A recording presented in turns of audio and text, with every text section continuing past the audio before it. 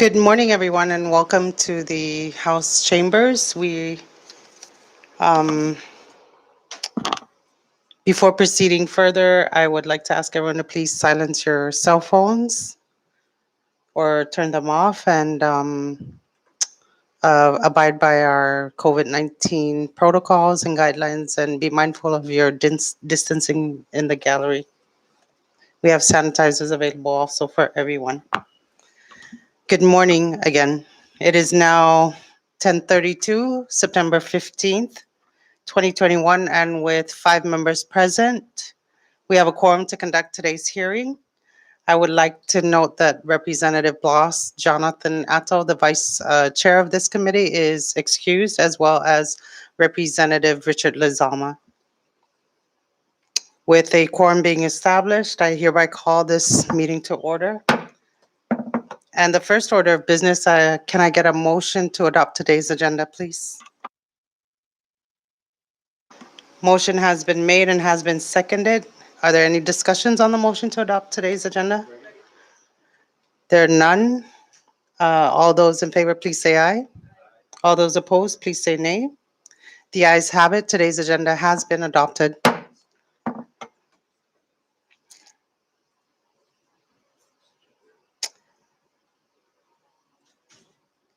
Good morning, Lieutenant Governor Palacios. On behalf of the committee members, I would like to welcome you back to the House of Representatives, your old stomping grounds. And at this time, I would like to invite you to please come and join us in the chamber.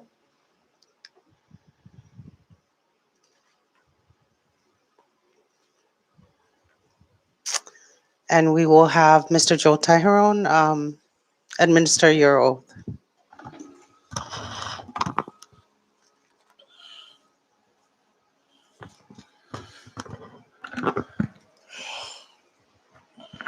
You can sit down if you're more comfortable. Yeah.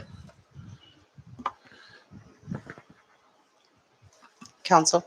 Mr. Arnold I. Palacios, do you solemnly swear, under the penalty of perjury, that the testimony you shall give in the matter at hand shall be the truth, the whole truth, and nothing but the truth?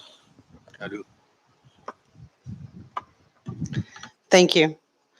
We now move to item number 2 on the agenda, which is public comments. And we now invite any member of the public to provide public comments. We ask that you, if you do, to please state your name for the record and keep your comments to 5 minutes and relative to the agenda at hand.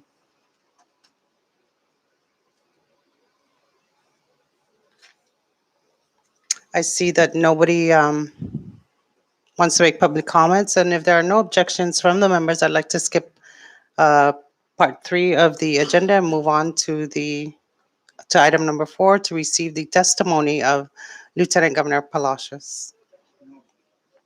Thank you, members.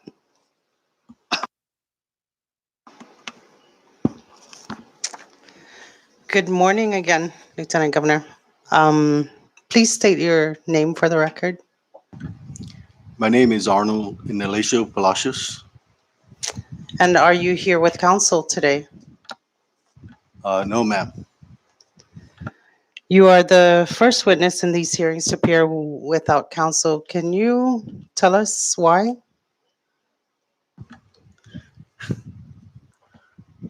I don't believe that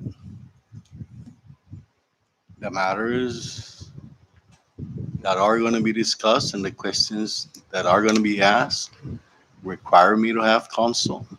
And if I do believe that there is a question that I might not be able to answer without a counsel, then I'm going to ask the committee to excuse that. But I come and respond to the subpoena without a counsel today. Very well. Thank you for your forthrightness. Disikin tutuhon estin na investigasyon. Kada testigo na matumogi, mangungoni mogi abudgado. Hogo permit na testigo, matusin abudgado. Algo ejemplo para tori testigo ni manatati. O halara mohon za umaispeho siya, ganin hogo. Sizusmasi. What I just told the lieutenant governor was, since we started the investigation, he is the only witness so far that has come forward without legal representation. And thank you for that, Lieutenant Governor. And I hope that other witnesses who come after you mirror your example that you have led today by coming here without legal representation. So thank you for that.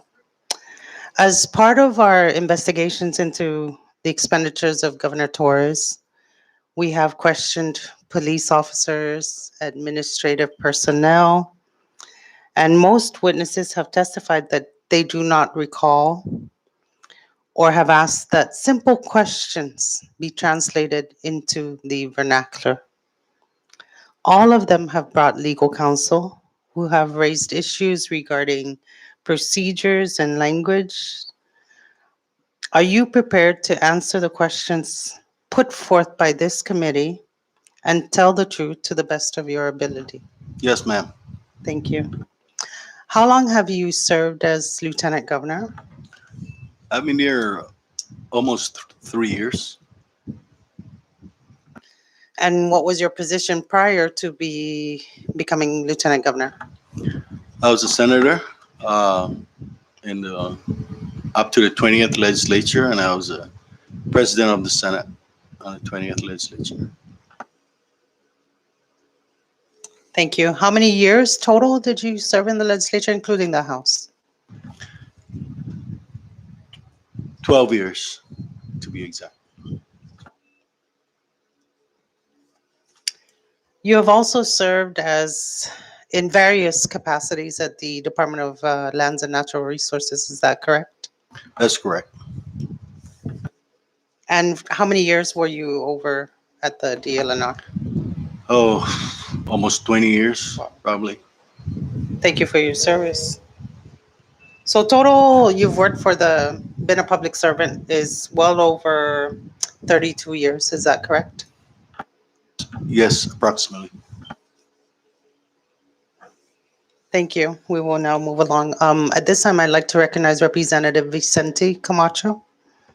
Thank you, Chair. Good morning, Lieutenant Governor. Welcome. Just got a few line of questioning here for you. When you sign off on a travel authorization, what is your role in reviewing and approving Governor Torres's travel? Basically, just to make sure that the purpose is a public purpose and it is in the best interest of the Commonwealth. Thank you. Madam Chair, Yes. if you don't, I like to ask for your indulgence. I'd like to just give a few remarks, if you may. Very well. You may. Thank you. Good morning, Madam Chair and members of the House Committee on Judiciary and Government Operations. I want to thank you for allowing me to say a few words for questioning. Let me be candid with you. I never thought that when I took oath of office, the oath of office as the Lieutenant Governor, that I would find myself in this position, having to respond to a subpoena to appear before this committee. I do so with much hesitancy. According to the subpoena, the committee seeks information from me on expenditures incurred by Governor Torres for travel, including those of the First Lady. You're also seeking information on the governor's purchases of certain equipments and goods, and the use of police officers to serve as security details for the governor and the First Lady. To be at the center of your investigative proceedings places me in a very awkward position as Lieutenant Governor. But I am here. I served in this legislature as a member of the House and most recently in the Senate before moving on across the street. The oversight responsibility of the legislature, I acknowledge, is an important part of the checks and balances systems upon which our Commonwealth was founded. I respect that and your role as legislators and members of a co-equal branch of government. I respect this process by which you have called on my appearance this morning. I will do my best to answer your questions to the best of my ability based on what I know. Thank you. Thank you, Lieutenant Governor. And we respect that. And we thank you for your respect of these proceedings as you were once in our shoes. I also want to state that oftentimes we may not like it or it may feel awkward or uncomfortable. However, the matters before this committee are public matters, not private matters. And that is all we seek is the truth from you to the best of your ability and knowledge. So thank you. We will proceed, Representative Camacho. Thank you. And then my second question is, are you familiar with Title I, Section 7407F of the Commonwealth Code, which restricts the use of government funds for first class or business class travel? Yes, Okay, thank you for that. You were a member of the legislature when the law was enacted, correct? correct. That would have been Public Law 1586. Do you recall that, sir? Yes, And you voted for it also, correct, sir? And you voted for it also? I believe so. All right, thank you. So you are aware that the government funding for any premium class travel is prohibited under the law. Yes,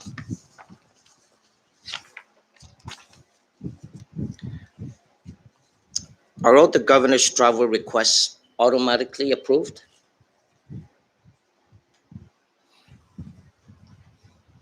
that's a very leading question. Pretty much so. Yeah.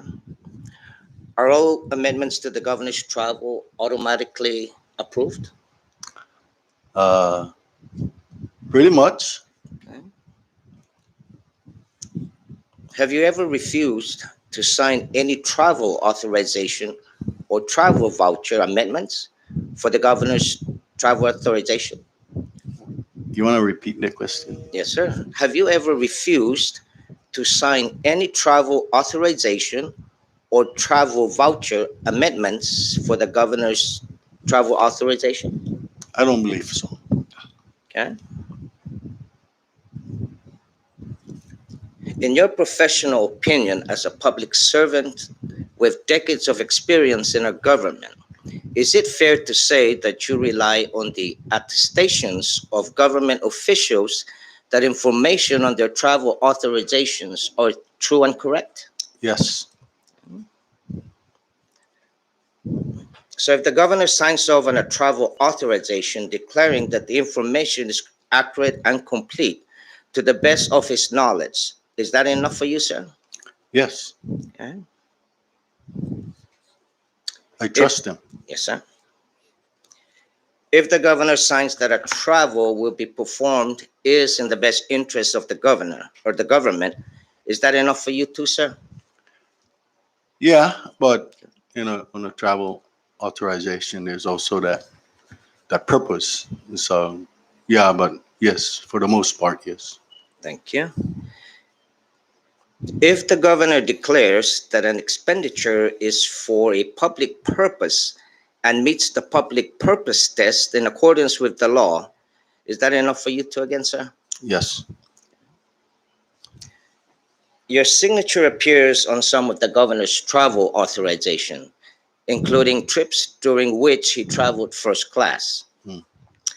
Were you aware when you signed the governor's TAs that the government would be paying for his first class airfares?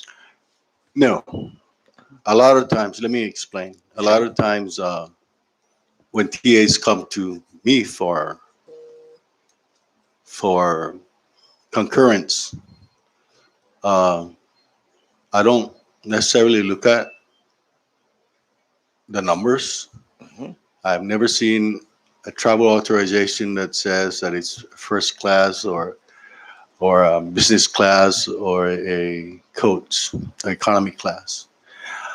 I basically look at the purpose and discern that that is for public purpose and it's in the best interest of the Commonwealth. Okay. I rely also on the people at finance because they regulate how much per diem, how much the tickets should be, and they calculate those. Mhm. So generally, yeah, I would sign off on. Okay. Thank you.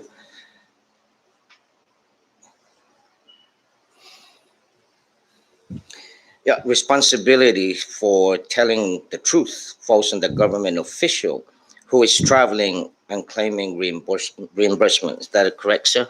Yes, Yeah. Have you ever traveled outside of the Commonwealth with Governor Ralph Torres? yes. Where to, sir? Uh, the latest one we went, uh, I believe, to Japan together. Not on the same flight.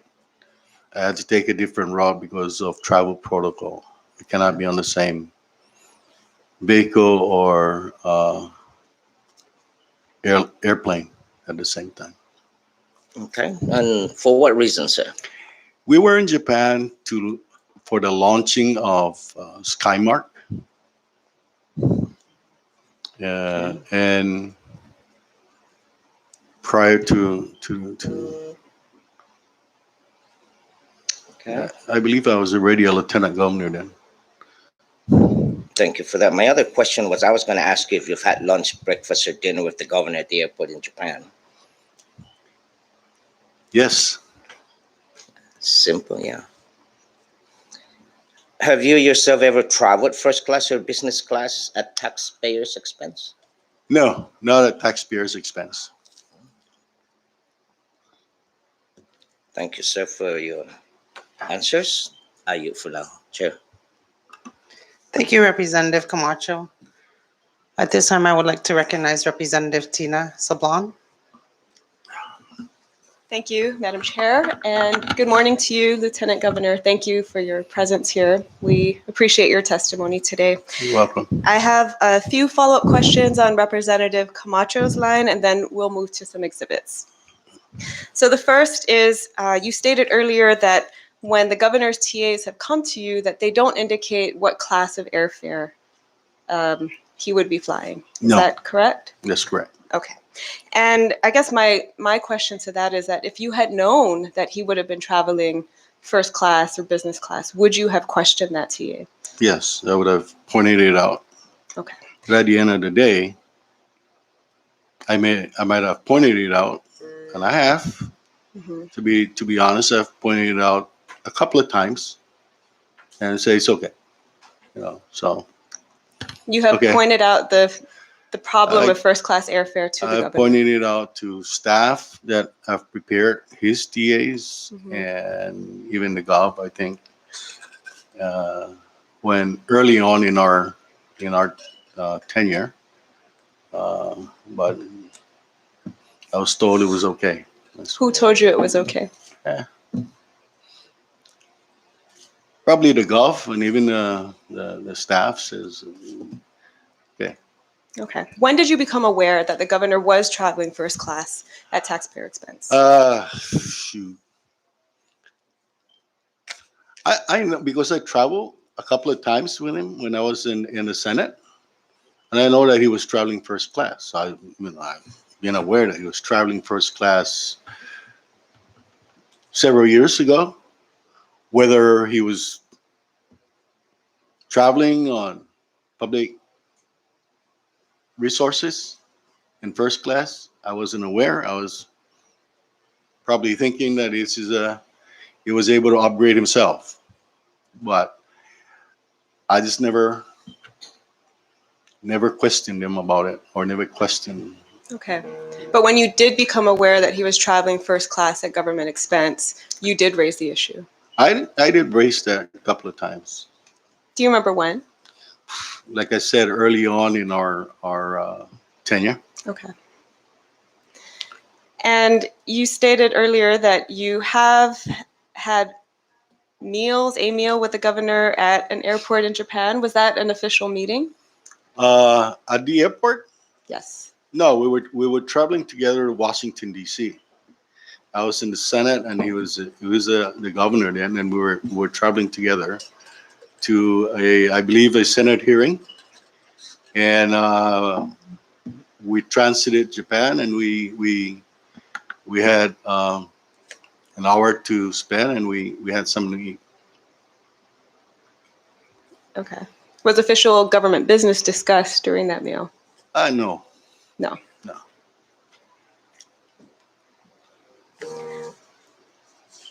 Were you aware that he reimbursed himself for that meal subsequent to that meeting? No. Okay. Thank you. We'd like to move on next to exhibits. I'd like to ask a sure. couple of clarifying questions. Talking about the meal at the airport in Japan, are you aware that the governor has claimed that meal with you as an official government meeting, talking about fisheries, and subsequently had himself reimbursed for it? No, I'm not aware of that. Have you ever discussed any fishery issues at an airport in Japan with the governor? I don't even remember what we discussed. Okay. I can tell you that it wasn't a very in-depth discussion on fisheries, because we most likely would be rushing. We have an hour to catch our next flight, and we just ran in there, had Grabbed a bite to eat. grabbed some bites, and left. So Okay, fair enough. One other question. You've raised concerns about, at least on one occasion, you mentioned a couple at least, raised concerns to the Governor Torres about first class travel, and it appears from your testimony that it fell on deaf ears. Is that correct? Well, He said yeah. it was okay. yeah, it's I mean, I did raise it. Whether it fell on deaf ears, I'm not going to judge. I'm not going to judge. Okay, fair enough. Obviously, But he chose to go ahead with the travel authorization. Okay, thank you. You may proceed, if Sablon. Thank you, Chair. If I could ask Cam to please pull up the TA 339082 and the photos from Oregon. Lieutenant Governor Palacios, in previous hearings, we have reviewed exhibits showing that Governor Torres attended a Torres Palacios campaign rally in Oregon in April 2018 and a Torres Palacios campaign rally in Guam in June 2018 while traveling using public funds.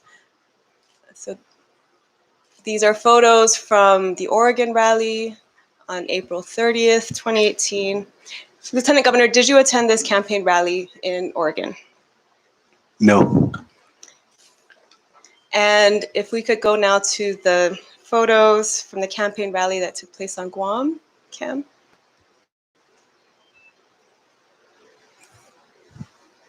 So this was an event on or about June 23rd, 2018. If we could go to the flyer, please.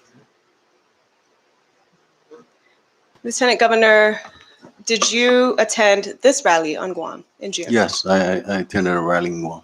And who paid for that trip? The Republican Party in Guam. And who paid for that trip? The Republican Party. Has the government ever paid for any of your travel to attend campaign rallies, as in the case of Governor Torres? For my? Yes. No, I don't believe that. And generally, who pays for your travel expenses when you attend campaign rallies? Either myself or either out of pocket or the Republican Party or the community to elect. Thank you. The records we have reviewed also show that Governor Torres took over 100 trips between 2015 and 2020 that cost the government at least $500,000 in airfare, per diem and stipends, lodging, ground transportation, and boat transportation. Many of these trips spanned several weeks, several days to several weeks, and at least 40 of these government-funded trips were first class or business class in violation of Commonwealth law. The governor often traveled with other government officials and personal security detail, so the costs to the government for these trips were much greater. So the question, Lieutenant Governor, in your honest and professional opinion, does the extent of this travel and the costs involved seem excessive to you?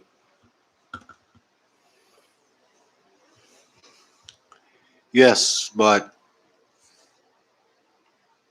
2015 to 2020 is a Yes. 5-year period. Yeah, to me, it's a bit excessive. You previously served under the Enos administration, correct? Correct. As a Secretary of DeLenar. Yes, correct.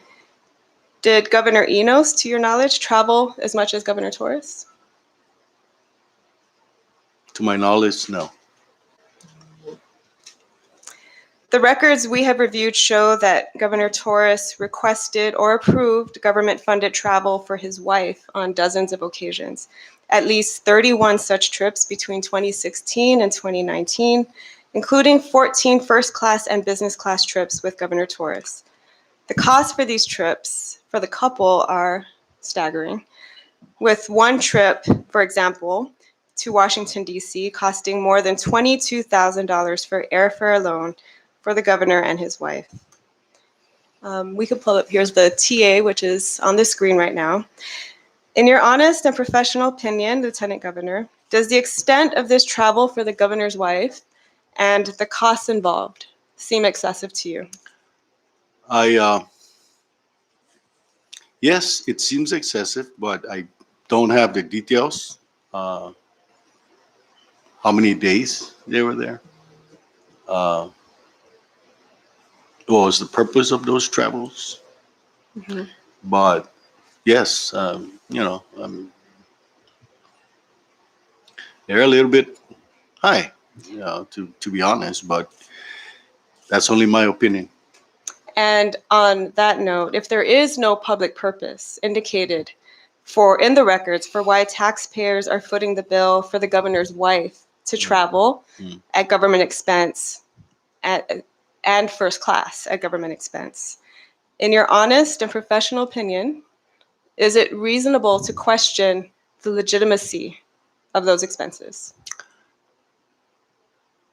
No, but let me further add that I believe that in some of these travels that the first lady accompanied the governor, uh, I would not say were necessary, but I think for protocols, I know that I'm aware that in National Governors Association, for example, conferences, annual conferences, that first ladies are usually invited to these functions. Uh, to what extent that's a public purpose, you would have to discern that. Mhm. And I guess the question is, if there is no public purpose provided at all, then is it reasonable to question Is the it reasonable to legitimacy of question? those Yes, expenses? yes, it's reasonable. Thank you. Have you yourself ever requested or approved airfare for your spouse to be paid for by the government?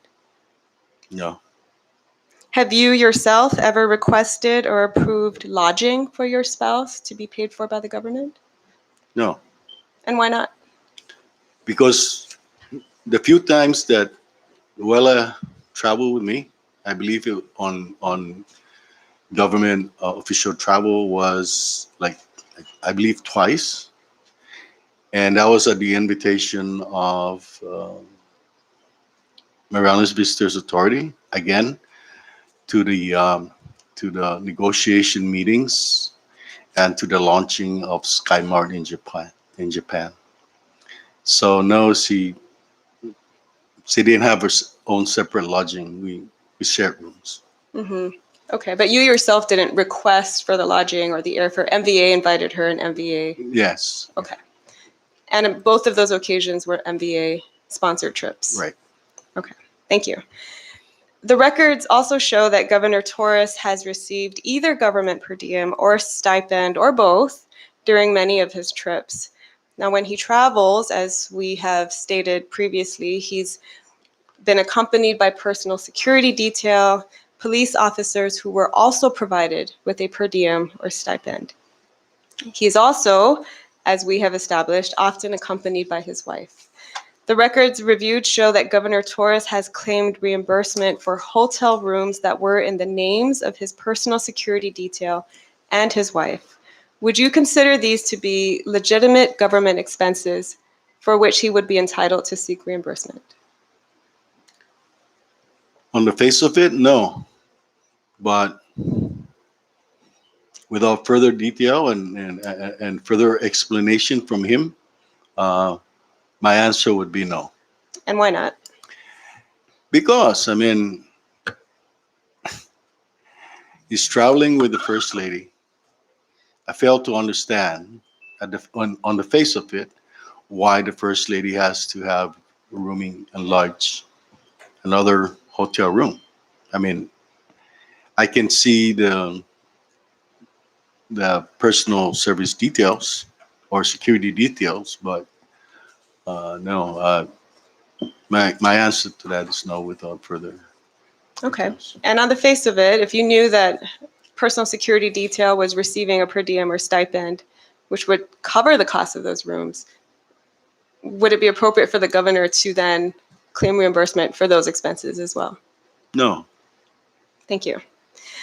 The records reviewed also show that Governor Torres has reimbursed himself on occasion for expenses incurred even while he was on personal stops during periods of government travel.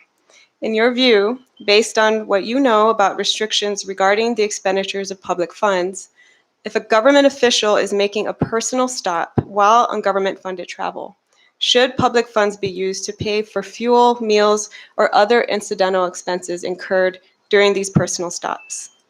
No. No. Could you explain?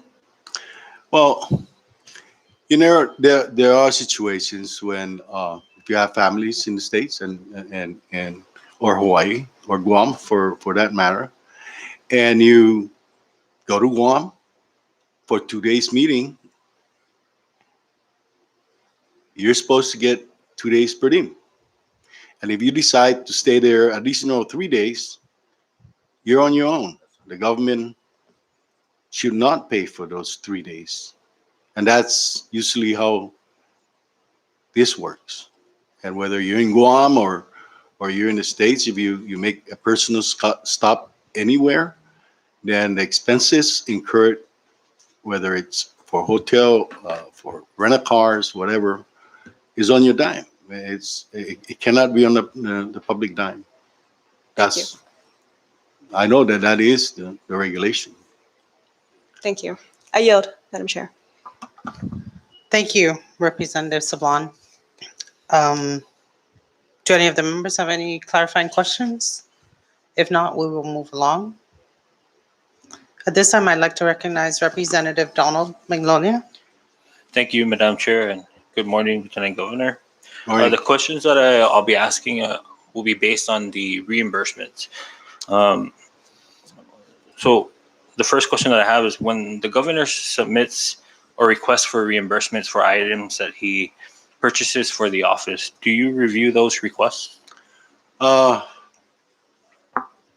Unless it comes to me for signature.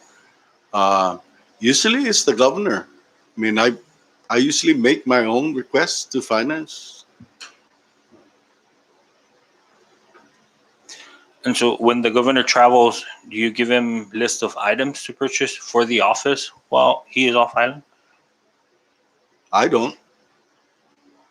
Do you know if anyone verifies that the items that the governor purchases for the office are actually made part of the inventory for the office? No.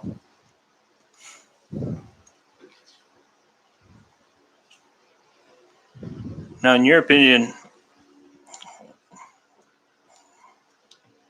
or what are your thoughts on the governor claiming reimbursements for what appears to be personal items that were purchased but never made part of the inventory for the governor's office?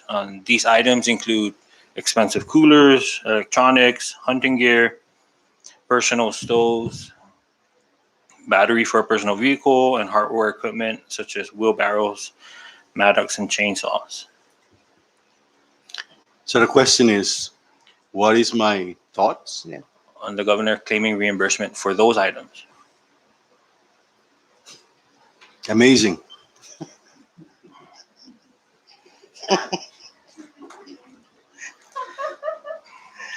Do you think these purchases would pass the public purpose test? Well, it depends. I mean, I can see a cooler, but Other items? unless there's a specific statement as to what that cooler was, where it was purchased for, and where that inventory went, whether it went to boating safety or whether it went to Department of Lands and Natural Resources or whether it went to there's got to be an inventory control, whether we buy it through the regular procurement process or especially when it wasn't purchased with a prior approval of the Department of Finance. But I would think that there has to be some property management tools that needs to be implemented or is there but was not executed. But for your office or the governor's office, would these items be something that your office or the governor's office would use? I can tell you, not my office. A cooler. I do have 2 coolers in my office that my office purchased, and we use that for public events. Chainsaw, Chainsaws, No. yes. wheelbarrow? I think we just purchased one, Okay. but it's on the inventory. Would you request for reimbursements for these items yourself? No, because I didn't buy it out of pocket. I put together a purchase order. I went through the purchasing procedure of procurement and supply. Thank you. Do you have a personal vehicle, Lieutenant Governor? Yeah, Have you ever claimed reimbursements from the government for expenses related to that personal vehicle? no, Now, the records show that Governor Torres claimed reimbursements for a car battery for a personal vehicle that was shortly sold thereafter to a private citizen. Would you consider this to be a legitimate public purpose expense? no, Thank you. And also, have you ever requested for reimbursements for expenses charged to other people's credit cards? no, No. Thank you. absolutely not. Thank you for that, Lieutenant Governor. Can I please get the exhibit on the credit cards up?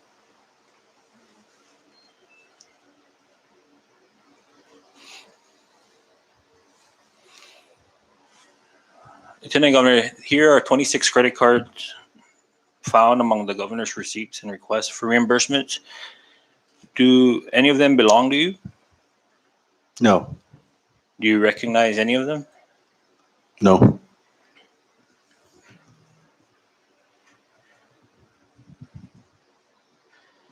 Thank you. Can I get the exhibit on the reimbursement dated April 9th up, please?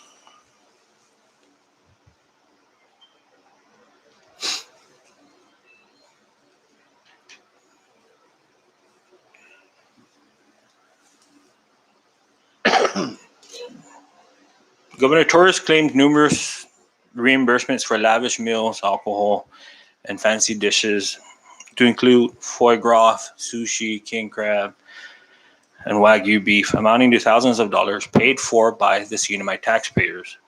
You signed off on one of these reimbursement requests dated April 9th, which lists expenditures totaling more than $2,300. Can we go to the signature portion? Can we go to the signature portion?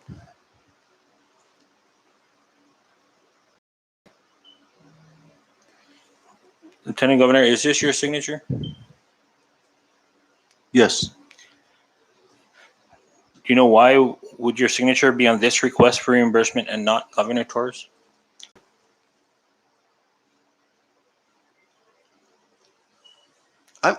I'm not sure, but looking at the the expenses, it looks like he was hosting people, and I would assume that those hosting were falls within the confines of allowable costs. But why would it be your signature instead of the governor himself? Uh, What would be an instance where you would have to sign off on this? he was probably not there, and his staff probably prepared that. Thank you. This request includes reimbursements for what the governor claimed was a meeting with Mr. John Camacho and his daughter Erin Camacho. We have a sworn statement from Ms. Camacho indicating that she and her father never had any such meeting with the governor, and that she and her father were in fact celebrating her father's birthday on the same day at the same restaurant where the governor happened to be, but at a separate table and not related to any government purpose. Did you know when you signed off on this request for reimbursement that it was for a personal birthday lunch between two private citizens, a father and a daughter, not involving the governor in any official capacity and not related to any government business? Absolutely not. Would you have signed off on this if you had known that? I would have probably scratched it out and sent it back down to his staff. Would you consider this to be a legitimate government expense for which the governor would be entitled to seek reimbursement? No, absolutely not. And did you rely on the governor's representation that these were all legitimate public expense? Yes. So you trusted the governor when you signed this There's reimbursement always that request? inherent trust. Would you say that trust has been violated? Obviously, with the affidavit of Ms. Camacho, that just throws out a lot of this Thank you, Lieutenant Governor. trust of the window. Thank you for your responses today. Madam Chair, I yield. Thank you, Representative Manglonia. I have one question. Can we move up to the same exhibit, receipt for Hyatt Regency, in the amount of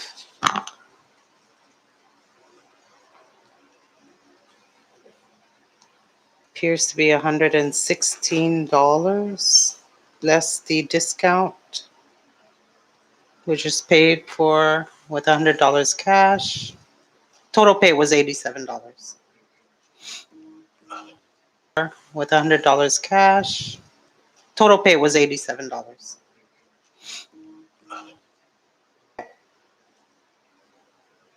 Lieutenant Governor Palacios, as we have seen, and we have more documents, that reimbursement documents for Governor Torres. Can we go down to the signature on that receipt? Is this your signature? No. Very well. Has there ever been an instance where you or any other government employee would have breakfast buffet at the Hyatt, let's say, and instead of Governor Torres' signature on it, the employee's signature would be on the receipt. Have you ever come across any of that? No. So in this instance, we don't even know if Governor Torres was actually present at this breakfast buffet for four at the Hyatt. Is that correct? Yeah, you can say that. And so would this be a legitimate reason for Governor Torres to claim reimbursement? Sure raises a flag, Okay, but uh, no. I mean, normally no. thank you. We will move on. Just to let you know, Lieutenant Governor Palacios, if you at any time feel you need to take a break because you're uncomfortable sitting for a prolonged period, just let us know. We'll be willing to accommodate and take a few minutes break for that. Thank you. We will move along. At this time, I would like to recognize Representative Ed Probst. Thank you, Madam Chair, and thank you, Lieutenant Governor, for coming in today with your 7 legal counsels. I'm kidding. I make a light joke of that because, Lieutenant Governor, it is very refreshing and encouraging to see a statesman such as yourself coming in without counsel. I'm sure some would say, why would you do that? And what you had stated earlier is just really perfect and on point. So I thank you for that. Lieutenant Governor, I'd like to ask you a few questions with regard to your security detail, if that's okay. My first question is, do you have a personal security detail assigned to you? Yes. Okay, thank you. Um, may I ask how many are assigned to you? One. One. Okay. Is he here today? Or she or he? Yes. Thank you. Thank you. Um, in general, what duties and responsibilities are there for your personal security detail? Who is assigned to you? What would be his general duties? Primarily, he drives me. We're on official functions. Okay. In the morning, picks me up at the house. We go up to the office, and in the afternoon, and then when we have official functions, Okay. or when I need to be somewhere outside of working hours or on weekends, um, funerals, other events that requires that I Official need to be. functions. Yeah. Right. Yeah. Okay. Um, are you are any personal security details assigned to the second lady, your wife? No. No. Okay. um, have you or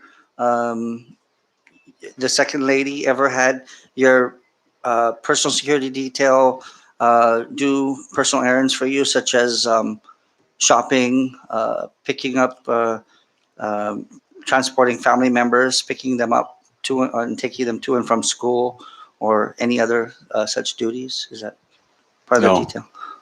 Okay.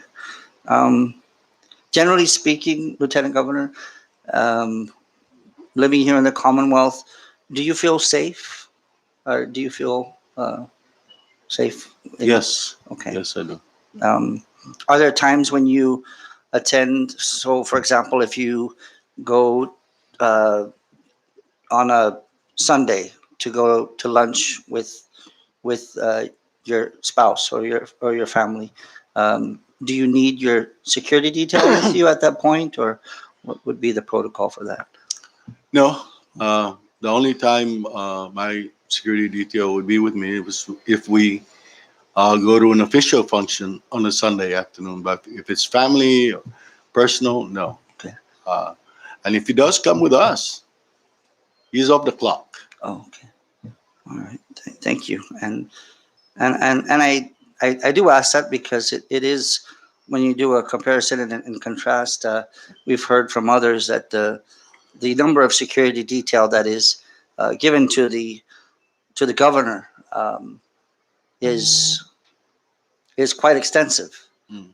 Um, I think we've all witnessed it when he had come into certain events. Sometimes they have several, even going into an area that they come in and they clear the area or everything, and it looks like something straight out of TV with the White House, with the president. So that's why I wanted to ask: are we under uh, any that you know of? Are we under any type of certain danger?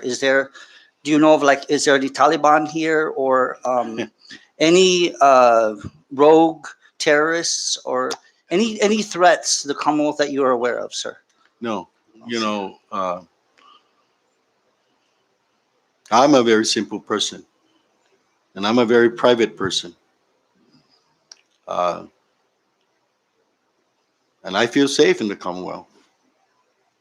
Um, I don't believe I need to have a squad of people watching over me. If that's the situation, then I'm in big trouble. We're in big trouble, but that's only me, maybe. Thank you, Lieutenant Governor. Just another question. We have heard testimonies that multiple PSDs, as many as four or more, have accompanied the governor and the first lady on their trips off island. We all are also aware of PSDs being utilized for personal tasks to include shopping, transporting children to and from school, accompanying the governor and the first lady on personal boating trips to Managaha or for going fishing. In your view, in your honest opinion, are these appropriate public uses of public safety officers? No, on some of those, but I think that it would be legitimate, I think, to at least have one or two folks from DPS when he goes out fishing to make sure that things are safe. Uh, but I I understand where you're coming from because there sometimes is an overkill in some of these assignments, and it just makes things look worse than they already are, or look bad than they really are. So, all in all, when the governor goes to Manila with his family, I would think that he would at least have one or two folks with him to make sure that things are safe, especially when he's there with his family. Uh, but to have four or five, I think that's an overkill. Thank you. And um, while as Lieutenant Governor, um, there are times, are there times where the Second Lady will travel off island and perhaps visit the United States, or I mean the mainland or something, to visit family or anything? Yeah, I mean, she always takes me along with her. Okay. I'm very lucky. Okay. Um, if she does go on these trips, does she get her own personal or private security detail? No. No, she doesn't have one. Okay, she doesn't have one. Um, so with that said,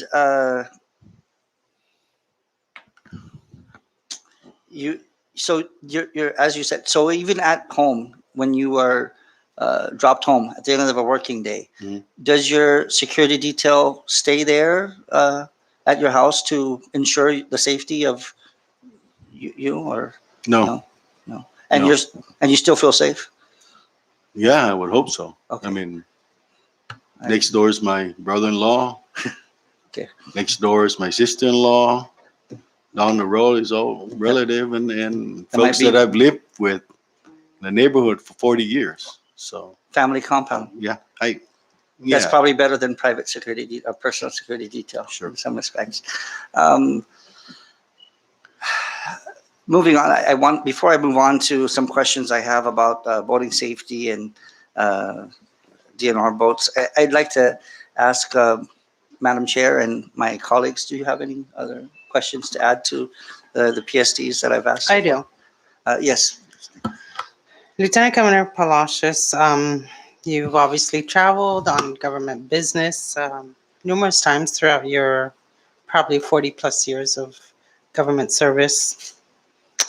Wanted to ask you, since you've become Lieutenant Governor, when you travel, do you clear customs in Saipan or Guam, as is the normal protocol? Yeah, You do? yeah. You actually go through customs and they clear you Yes. in quarantine? Yeah, Okay, that's, or my next question was, Yeah, they do clear. I do clear. Uh, with the same customs form. yes, that's correct. But courteously, they, you know, um, give me an expedited exit at a different table. Okay, I mean, a different desk. fair enough, because of your status. Right. Do you, Only in Guam. only on Guam? So do you get the same treatment as Governor Torres by DPS Commissioner Robert Guerrero, wherein the DPS commissioner will meet the governor on the tarmac as soon as he steps off a plane and escorts him out a chain link fence without even having to go through the secured area to clear customs and quarantine? Do you get the same treatment as Governor Torres by DPS Commissioner Robert Guerrero? No, I don't. Fair enough. And I refuse. Okay. Thank Somebody you. had made that recommendation early on in our tenure, and I said, no, we got to clear customs just like everybody else. We wholeheartedly agree. Yeah. To keep our CNMI safer and keep invasive Species. and paraphernalia or Mm. other items. Yes. Yes. Thank you. Does anybody else have any other clarifying questions? Recognize Representative Tina Sablan. Thank you, Chair. Just following up on that issue regarding bypassing customs. What is the purpose for the governor bypassing customs when he arrives? You said this was recommended to you to avail of as well. Who recommended that? DPS and yeah, DPS. The DPS commissioner recommended Yeah. it, but for what purpose? I have no idea. Maybe just to get out of the airport, avoid the crowd, and get out there, get out of the port expeditiously. I don't know. I don't know what the real underlying reason for that is. Okay. I that's why I refuse to do it. Okay, thank you. I yield. Can we take a break? Yes. Certainly. Short recess. Thank you.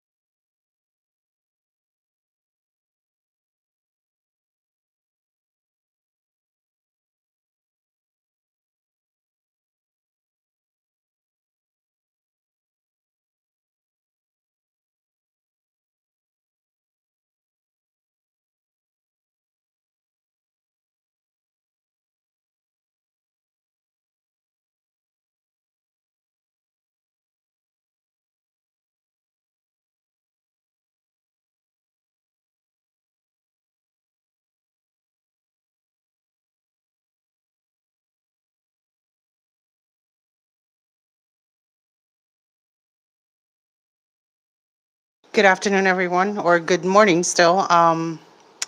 We are back from recess, and prior to the recess, we asked a clarifying question whether the Lieutenant Governor Palacios was receiving the same treatment as from DPS Commissioner by having him not clear customs or quarantine at the airport when he arrives. And his answer to that was no, he does not. He does go through customs and clears customs and quarantine at the Saipan International Airport. Thank you, Lieutenant Governor. At this time, Representative Ed Probst still has the floor. Thank you, Madam Chair, and thank you, Lieutenant Governor. The questions that I'd like to ask you right now focus on boating safety, as well as DLNR boats. Lieutenant Governor, do you own a boat? No, Is this unusual for no, I'm just kidding. Do any of your family members have a personal fishing boat? Any of them? Like anybody? I don't believe so. Okay. No. Since you've been Lieutenant Governor, have you gone out on fishing just with some friends or family? Yeah, about 4 years ago, I believe. Okay. 3 years ago, I went with Mr. John Sablon, did that. Okay. One day on a fishing derby. That's about the last time I've gone out fishing. He already said. Whose boat was that? John Sablon, she did that. Okay. Thank you. And we were in a fishing derby. And fishing derby. So fishing derby. Were you escorted by a DPS boat and shadowed by boating safety officers? No, Why not? because I don't know. I don't think there's a need for it. I feel safe with Mr. Sablon. So you never requested for it? No, Have you ever gone out on any of the DPS boats for fishing? no, What about for personal or recreational excursions? Perhaps going to Managaha, day trip to Tinian, no, um, sunset cruise to Rota. Nothing. no, Okay. Um, no such luck. okay. Madam Chair, at this time I'd like to yield and I'd like to yield at this point. Thank you. Thank you, Representative Probst. I do want to make it known that at 12 noon, we will break for lunch, Lieutenant Governor, and we will come back at 2 p.m. Is that Yeah. that's okay? Fine. Okay. Do any of the members have any clarifying questions? Recognize Representative Tina Sablon. Thank you, Chair. Earlier, before the break, Lieutenant Governor, you said that you thought it would be reasonable for 1 or 2 personal security officers to accompany the governor and his family on fishing trips or trips to Managaha, for example. But do you see a distinction between 1 or 2 officers going along with him on his personal boat or his family's personal boat and using 4 or 5 officers and DPS boats to transport the governor and his family or escort them on these personal excursions? Do I see a difference? Yeah. Yes. And the second example, it's a bit of an overkill. I would think that when I go out, my family, to Managaha on an excursion, I would like to have a downtime and a family time as much as possible but it's only me. Mhm. I believe another boat to shadow me with 5 other officers is a little bit of an overkill. Okay. Thank you. Yeah. I wanted to clarify that. And if I may proceed, Madam Chair. You may. So you said that you've never gone out on DPS boats for fishing or for other recreational excursions. Have you ever gone out on a DPS search and rescue boat at all? No. Never. Never. Has your wife ever gone out on a DPS boat? No. Absolutely not. And this may be redundant, but I want to just clarify. Have you ever taken a DPS boat to Rota, Tinian, Guam, Managaha, or any of the Northern Islands for any purpose? No. Can you justify taking a government boat to these islands as opposed to flying? No. Myself, no. I would rather be in Tinian in 10, 15 minutes than in Rhoda in half an hour. And would you say that it's more expensive to take a government boat to Rota, Tinian, or Guam as opposed to flying? Yes, absolutely. Do you have any idea why the governor has at times opted to take a boat instead, accompanied by a government boat, accompanied by PSDs and using government fuel? No. Maybe he just likes to ride on boats. I don't know. I don't know. I have no idea, really. You never talked to him about it? No. Now, you do have extensive experience with federal grants, correct? Yes. Yes, okay. And the records that we reviewed show the governor using federally funded DPS boating safety vessels for fishing trips and personal excursions while accompanied by DPS boating safety officers. DPS does receive a boating safety federal grant. In your view, is this an improper use of federal grants? On the face of it, yes, because those grants are usually very, very purpose specific, objective specific, and there's even what are allowed and disallowed kind of expenditures in the operations of those assets and resources. So, yeah, improper. And what are the consequences for violating the conditions of these federal grants? At the very least, the grantor agency might take a look at those disallowed expenditures and put a sanction on the grants up to losing the grants completely for a couple of years until you're back to compliance and you have to redo the whole qualifying process, I guess. But yeah, at the very least, there's a possibility of losing the grant or even being sanctioned. Thank you. And as a matter of policy, would you consider it an improper use of public safety search and rescue boats to take these vessels out for fishing and recreational excursions? Yes. The records reviewed also show that Governor Torres utilized DPS boating safety resources, including search and rescue boats, multiple boating safety officers, thousands of gallons of government-funded fuel on more than 85 boating trips, totaling hundreds of hours between March 2017 and July 2020. These include trips to Rota, Tinian, Guam, Managaha, Goat Island, and the Northern Islands. Many of these vessel usage reports indicate no particular destination, but we do know from the testimonies we've heard so far that some of the governor's boating trips were for recreational fishing in open water.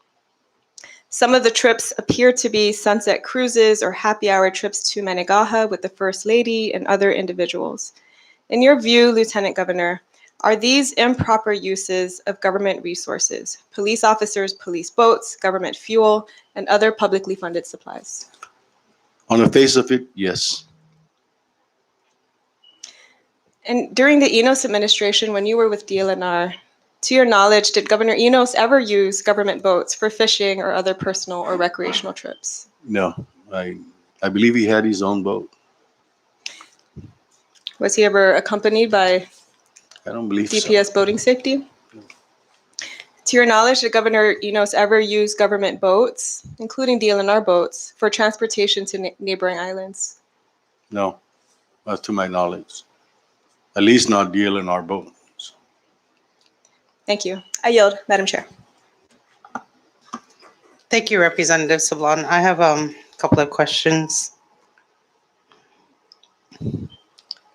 Do you know of any government reason or any reason why government business or official meetings would be conducted out in open water?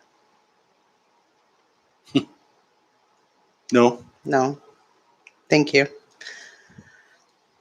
We have received or we have seen reports um, of the First Lady taking moonlight cruises to Maniagaha, sunset happy hour cruises to Maniagaha, even a love boat cruise to A an what? unknown A destination. what? A love boat, a love cruise. Um, has your wife ever taken any of these DPS boating safety boats out for any recreational purpose? No, absolutely not. Has she ever taken any DPS boat out in open water to conduct any No, business, government business? absolutely not. Thank you. I recognize Representative Ed Probst. Thank you, Madam Chair.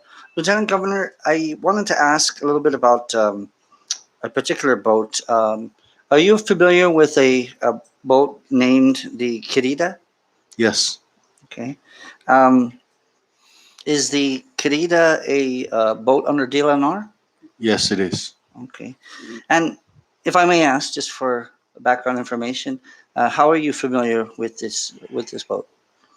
That vessel is a vessel that we acquired through the tuna quota funds. We acquired that vessel primarily to provide platforms for bottom fish training, pelagic fish training, and other fisheries related programs, such as providing that as platform for um, high school or NMC students availing themselves to programs like TOSI to table, uh, MENA, or bottom fish trainings that are being funded federally, such as the one that Mr. Lino Tenorio has. Those are basically the purposes why we got a platform like that. And the reason why we got a platform that big and stable was to be able to do this not just for Saipan, but the boat is very stable and can travel to Rhoda, Tinian, and at least the southern islands of the northern islands. Okay. And this is a large boat. How many feet is this vessel? I believe it's about 36, 37 footer. Okay, about a 37 footer.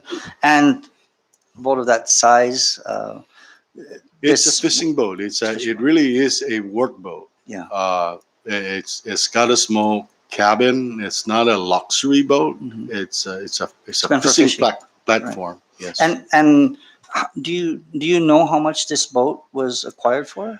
Uh, I Roughly? believe in the neighborhood of the original price was about 200 some $1,000, Okay. but we also went in and decided to change the engines and change the engine. So that probably costs around 80 to $100,000. So all in all, and shipping probably over $300,000. So well over Yeah, well over $300,000.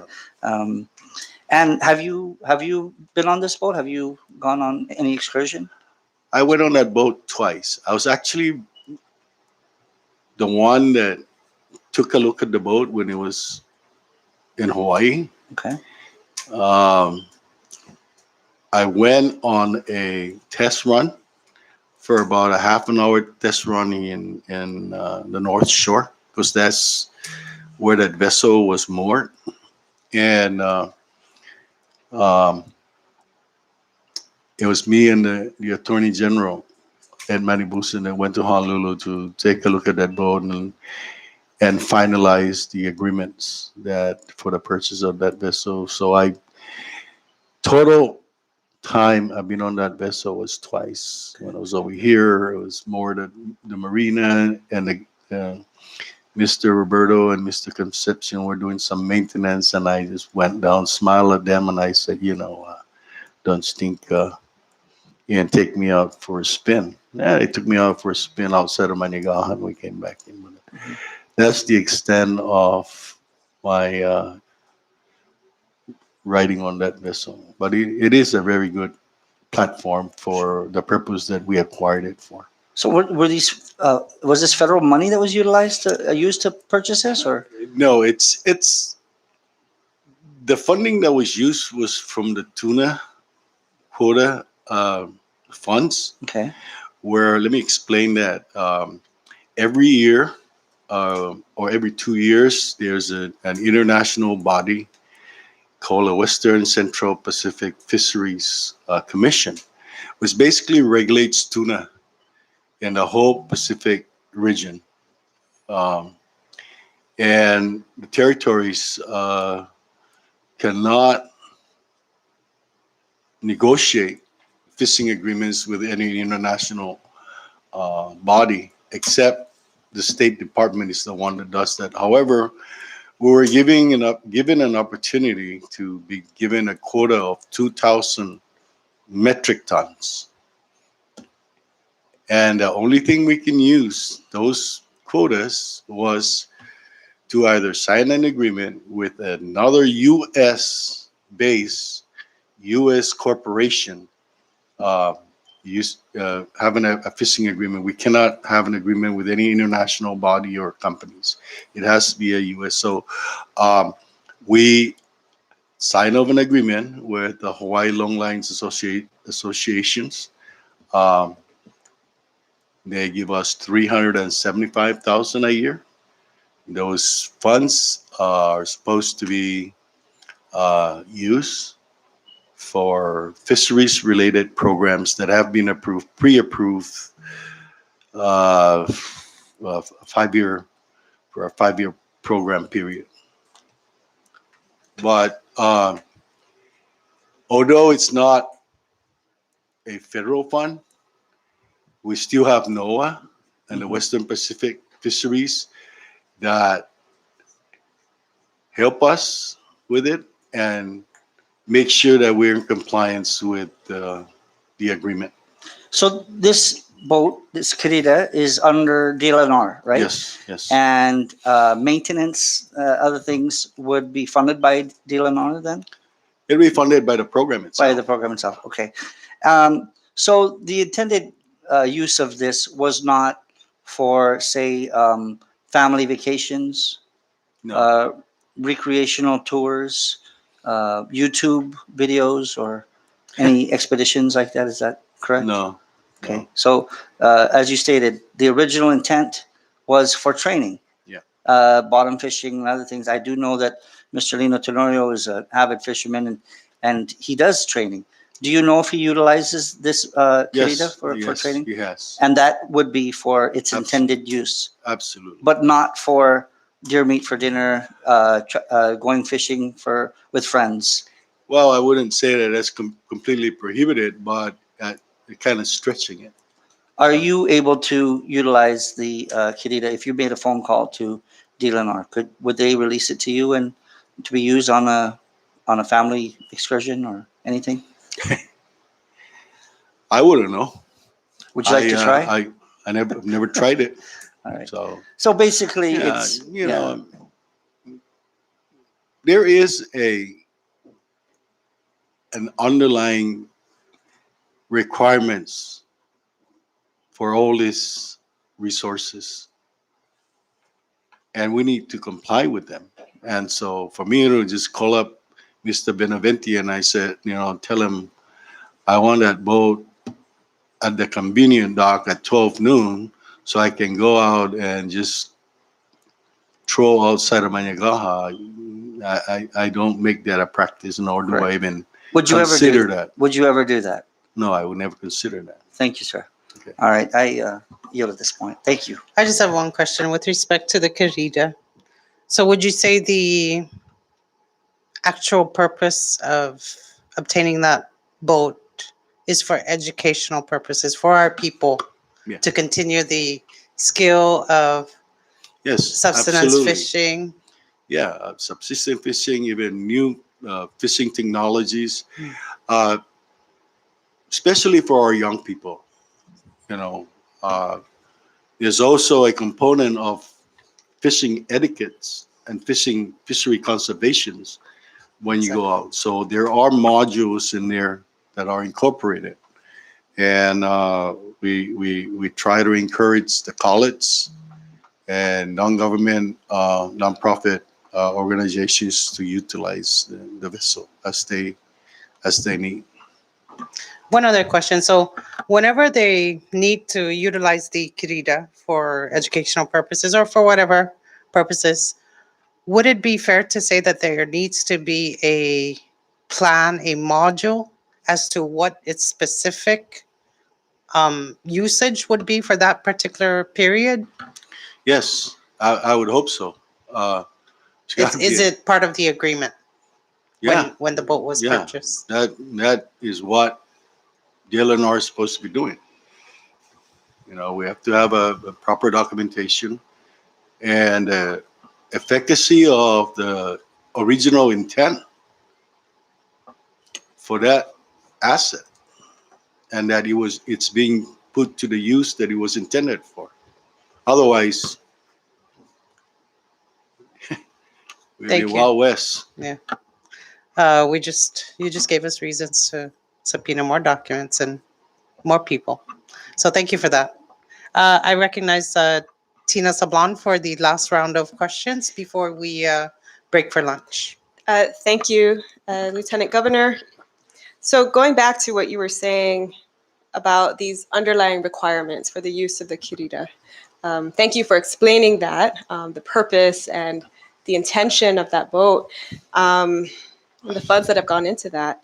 Would you say then that the governor has violated those underlying requirements? Well, I think we've stretched uh, from what I hear and what I'm learning, some of the uses that the boat is being put to. I think some of them are outside the scope of the original intent. Uh, yes, absolutely. To answer your question, yes. Thank you. I yield. Thank you, Lieutenant Governor. We will now break for lunch. Enjoy your lunch, and we will see you back at 2 p.m. We are now in recess.